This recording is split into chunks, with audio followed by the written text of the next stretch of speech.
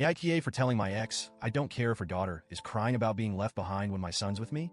I, 27M, was in a relationship with my ex, 26F, for about 4.5 years. We met when we were young, around 20, and fell hard for each other. At the time, I thought she was the one. We had all those big, youthful dreams of building a future together, traveling the world, and starting a family.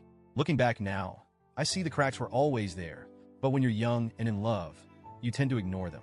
About 2 years into our relationship, we had our son, who is now 6. I'll admit, we weren't exactly planning on becoming parents so early, but when it happened, I committed. I wanted to be a great dad and partner, and I truly believed we could handle it together. For a while we did. Those early months were tough. Sleepless nights, endless diapers, the stress of being young parents. But they were also some of the happiest times of my life. Holding my son for the first time changed me in ways I can't even explain. But as our son grew, things between my ex and me started to unravel. She seemed distant, and communication became strained. We argued more, and I could feel her pulling away. At first, I chalked it up to the stress of parenting, but something in my gut told me there was more to it. I ignored the signs for a long time because I didn't want to believe our little family was in trouble. When she got pregnant again about 2 years after our son was born, I hoped it would be a turning point. Maybe having another baby would bring us closer and help us rediscover the bond we'd lost. But instead of feeling joy, I felt uneasy. Something wasn't right. The timelines didn't add up, and there was this nagging voice in the back of my head that told me to ask questions I didn't want to ask. Eventually, the truth came out. She had been cheating on me. I don't know how long it had been going on or how many people were involved, but the damage was done. When her daughter was born, I insisted on DNA tests for both kids. It was one of the hardest things I've ever had to do, but I needed to know the truth. The results came back, and they confirmed what I suspected. My son was biologically mine, but her daughter wasn't. Seeing it on paper made it all feel so final. I remember sitting in my car after getting the results, just staring at the envelope and feeling this mix of relief, anger, and heartbreak. Relief that my bond with my son was real. Anger at my ex for betraying me and putting me in this position. Heartbreak for the life I thought we were building together that was now gone. We broke up shortly after that. I fought hard for 50-50 custody of my son because I wanted to be in his life as much as possible. My ex and her family begged me to stay involved with her daughter too. They argued that the kids deserved to grow up together and that I had already been a father figure to her during her pregnancy and her early months. But I couldn't do it. It wasn't just about the betrayal, though that was a big part of it. It was also about boundaries.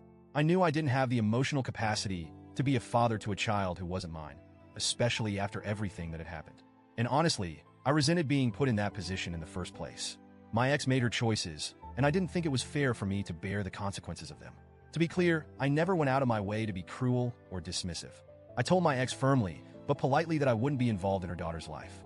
I documented everything in emails to make sure there was a clear record of our conversations, just in case it ever became an issue. For the most part, we settled into a routine. Custody exchanges were quick and businesslike, and I focused on being the best dad I could be to my son. But over the past year, things have started to escalate. My ex has been pushing harder and harder to get me to include her daughter in my life.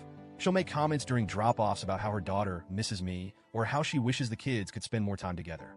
She's even sent me long text messages late at night, pleading with me to reconsider. She always frames it as being for the kids, but I know it's not really about them. The breaking point came a few weeks ago. We were doing a custody exchange at a local park, and she approached me while I was helping my son into the car. She was holding her daughter's hand, and I could tell she had been crying. She started talking about how much her daughter struggles whenever her brother leaves. She said her daughter cries and asks why she doesn't get to come with me. She said her little girl wants to run up and hug me, but doesn't because she knows I wouldn't be okay with it. She begged me to reconsider. She said, "I know I messed up, but she didn't choose this. Can't you see her as your son's sister and love her for his sake? If not for hers." I won't lie. Hearing her say that hit me hard. I'm not some emotionless monster. I felt for her daughter. I really did. But at the same time, I knew I couldn't give my ex what she wanted. I've been clear about my boundaries from day one, and I wasn't going to let her guilt me into changing them. So I told her, as calmly as I could, that I didn't care. I said, I didn't make her daughter, and I'm not going to be responsible for raising her. You need to put that energy into finding her real father and leave me alone. Then I got in my car and drove away. Since then, things have blown up. Her sister DM'd me on social media, accusing me of being heartless and asking how I could turn my back on an innocent child. She said I was punishing the little girl for something that wasn't her fault. Then one of my ex's friends messaged me too, but her tone was a lot more aggressive. She called me misogynistic and claimed I wouldn't be acting this way if the child was another boy. That accusation floored me because it's completely untrue, but it still stung. Now I'm sitting here second-guessing everything. I've always believed that my boundaries were fair and necessary, but hearing people say these things makes me wonder if I'm being too cold. On one hand, I know I'm not responsible for my ex's mistakes, and I have every right to focus on my son. On the other hand, I feel terrible for her daughter. She's just a kid, and none of this is her fault. So, Reddit, AITA, should I have handled this differently? Or is it okay to stand my ground and prioritize my own mental and emotional well-being?